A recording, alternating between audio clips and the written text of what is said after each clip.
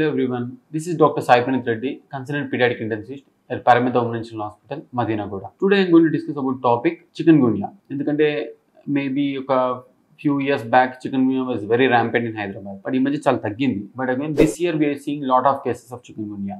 ఇంతకు ముందు లేదు. Probably 15 years back we have seen a surge of chikungunya. మళ్ళీ ఇప్పుడు చూస్తున్నాం. సో chikungunya అసలు ఐడెంటిఫై చేయడం ఎలా? యూజువల్గా డెంగ్యూ చికుంగున్యా చూడడానికి సేమ్ ఉంటుందండి. But there are certain points you can identify. So చికుంగున్యాలో కూడా హై ఫీవర్ వస్తుంది, 102, 103 ఫీవర్ వస్తుందండి. కానీ మోస్ట్ ఇంపార్టెంట్ జాయింట్ పెయిన్స్ ఉంటాయి. లైక్ ఫింగర్స్ ఉన్నాయి, ఫింగర్ జాయింట్స్ మధ్యలో నొప్పి రావడము, ఇక్కడ నొప్పి రావడము, మోకాలు చేతులు నొప్పి రావడం, ఇలాంటివి మన జాయింట్ పెయిన్స్ చికుంగున్యాలో ఎక్కువ చూస్తూ ఉంటాం. డెంగ్యూలో కూడా పెయిన్స్ ఉంటాయి కానీ వాళ్ళకి మజిల్ పెయిన్స్ ఎక్కువ ఉంటాయి. ఈ భాగంలో పెయిన్స్ వచ్చేది డెంగ్యూ, జాయింట్స్ లో వచ్చేది చికుంగున్యా. సో మోస్ట్ ఇంపార్టెంట్ అది. And rashes are very common in chikungunya. డెంగ్యూలో మనం ర్యాష్ ఏంటంటే ప్లేటెట్స్ పడిపోవడం వల్ల లేదా రెడ్ అయిపోతూ ఉంటారు, ఓవరాల్గా లిమ్స్ ఎఫెక్ట్ అవుతుంది డెంగ్యూలో. బట్ చికుంగున్యాలో ఫేస్ మొత్తం డార్క్ అయిపోతారు, ర్యాష్ వస్తుంది, థిక్ ర్యాష్, బాడీ మొత్తం ర్యాష్ వస్తుంటుంది అన్నట్టు. సో అది అలా మనం చికుంగున్యా ఈజీగా ఐడెంటిఫై చేయగలుగుతాం. అండ్ ఇంకోటి డెంగ్యూలో బ్లీడింగ్ స్పాట్స్ ఉంటాయండి, స్పాట్స్ రెడ్ స్పాట్స్ కనిపిస్తాయి డెంగ్యూలో. బట్ చికుంగున్యాలో అలా ఉండదు, జస్ట్ ఈవెన్ ర్యాష్ ఉంటుంది అన్నట్టు, మొత్తం ఈవెన్గా ఎర్రగా అయిపోతుంటారు వాళ్ళు. సో ఆ విధంగా ఐడెంటిఫై చేయొచ్చు. డెంగ్యూలో బీపీ లో అయితే బట్ చికుంగున్యా అలా ఉండదు. కానీ మెయిన్ ప్రాబ్లమ్ ఈ చికుంగున్యా ఏంటంటే అది తొందరగా తగ్గదు. డెంగ్యూ అయితే 1 వీక్లో తగ్గిపోద్ది, కానీ చికుంగున్యా టేక్స్ 2 to 3 వీక్స్ టైం పడుతుంది. సో అంతవరకు బాడీ పెయిన్స్, ఫీవర్ అనేది వస్తూ ఉంటుంది, మనకు తెలియక ఇంట్లోనే ఉంటూ ఉంటాము.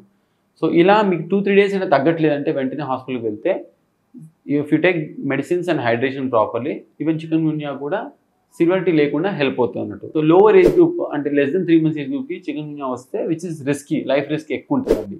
బట్ మోర్ దెన్ 3 months వాళ్ళకి అంత రిస్క్ ఏమి ఉండదు లైఫ్కి. బట్ డెంగ్యూలో మోర్టాలిటీ ఎక్కువ ఉంటుంది, చికుంగున్యాలో ఎక్కువ డెత్ రేట్స్ అనేది తక్కువ ఉంటుంది అన్నట్టు. ఎస్, దీనికి కూడా మెయిన్ ట్రీట్మెంట్ రెస్ట్ ఇవ్వడము, హైడ్రేషన్ ఇవ్వడమే మెయిన్ ట్రీట్మెంట్ చికుంగున్యాలో.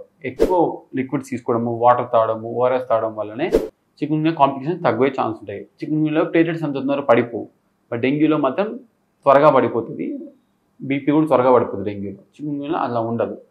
సో చికుంగున్యా ఎర్లీగా ఐడెంటిఫై చేస్తే మనం కాంప్లికేషన్ తక్కువ ఉంటుంది. ఎందుకంటే మనం ఐడెంటిఫై చేయలేమంటే 2-3 వీక్స్ అయినా సరే బాడీ పెయిన్స్ అలానే ఉంటాయి. You have to take better medicines, you have to take adequate rest, you have to visit doctor frequently. అప్పుడైతేనే మనం ఈజీగా చికుంగున్యా కూడా తగ్గే ఛాన్సెస్ ఎక్కువ ఉంటుంది.